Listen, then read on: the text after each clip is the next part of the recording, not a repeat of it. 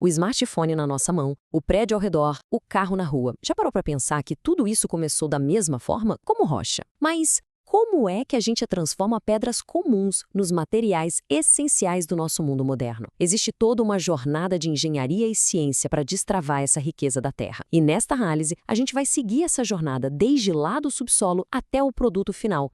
Nosso percurso vai ter 5 etapas. Vamos começar entendendo o que exatamente estamos procurando. Depois, a gente vê como isso é encontrado e extraído, como o material que vale é separado do resto, quais são as habilidades necessárias para orquestrar tudo isso e, por fim, o grande desafio que essa indústria toda enfrenta hoje. Então, vamos começar. Antes mesmo de pensar em cavar qualquer coisa, a gente precisa saber o que é que torna uma rocha valiosa. A resposta está nos seus componentes mais básicos. E tudo se resume aos minerais. Pensa neles como se fossem os ingredientes de uma receita, sabe? A rocha seria o bolo completo e os minerais são a farinha, o açúcar, os ovos. A engenharia de Minas, então, busca isolar um ingrediente específico, tipo o minério de ferro ou cobre, do resto da rocha, que no fim das contas é basicamente lixo para esse processo. E como os engenheiros identificam esses ingredientes? Bom, eles analisam um conjunto de propriedades. A composição química diz o que é aquele mineral. A estrutura cristalina e as propriedades físicas, como a dureza e a cor, ajudam a confirmar a identidade dele. E, o que é crucial, a geologia mostra onde procurar. Entender bem essas características é o primeiríssimo passo para planejar toda a operação de extração. Ok, agora que a gente já sabe o que procurar, começa a caça em grande escala. Essa é a segunda etapa da nossa jornada, o início da cadeia produtiva da mineração. A mineração, de forma bem direta, se resume a 3 fases principais. Primeiro, a pesquisa, que é um verdadeiro trabalho de detetive geológico para localizar os depósitos. Depois vem a lavra, que é a força bruta mesmo de extrair o material do solo. E, por fim, o beneficiamento. Essa é a etapa mais engenhosa, onde a ciência da separação realmente acontece. E é justamente essa parte que exige uma engenharia incrivelmente sofisticada. O desafio aqui é pegar toneladas e mais toneladas de rocha e conseguir isolar partículas minúsculas de valor que estão ali no meio.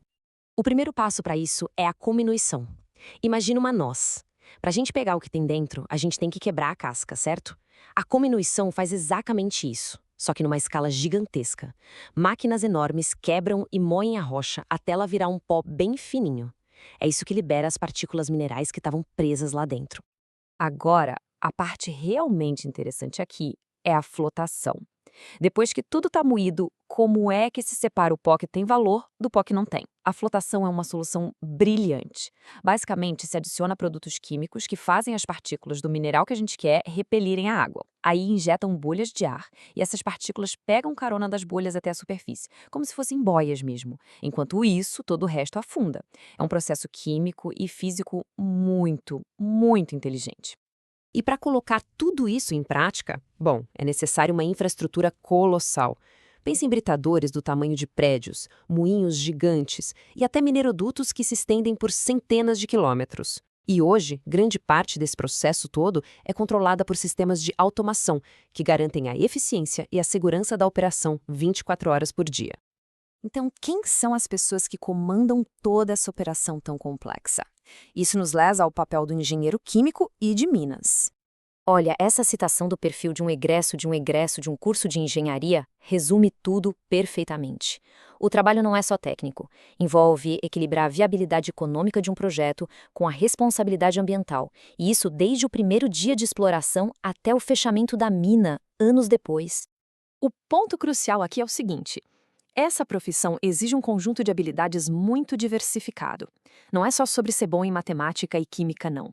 É sobre formular soluções criativas, analisar sistemas complexos, entender a legislação e, talvez o mais importante, ter a capacidade de aprender constantemente, de se adaptar a novas tecnologias e novos desafios. E isso nos traz a parte final e talvez a mais crítica da nossa análise, a tensão fundamental que existe no coração da mineração moderna.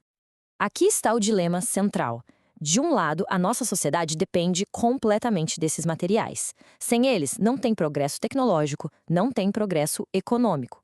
Do outro lado, a extração desses recursos inevitavelmente causa um impacto no meio ambiente. O grande desafio é como gerenciar essa troca. É por isso que a engenharia moderna nessa área está muito focada em responsabilidades críticas. Isso inclui gerenciar com total segurança os rejeitos da mineração, ter um plano para recuperar as áreas depois que a operação acabar, mitigar os impactos durante todo o processo e, claro, seguir uma legislação ambiental que está cada vez mais rigorosa. Este é, hoje, um dos maiores focos de inovação no setor. Isso nos deixa com a grande questão. Não tem uma resposta fácil, mas é a pergunta que define o futuro da engenharia de recursos minerais. Encontrar soluções criativas, eficientes e, principalmente, sustentáveis para esse dilema é, sem dúvida, o maior desafio e também a maior oportunidade para a próxima geração de engenheiros.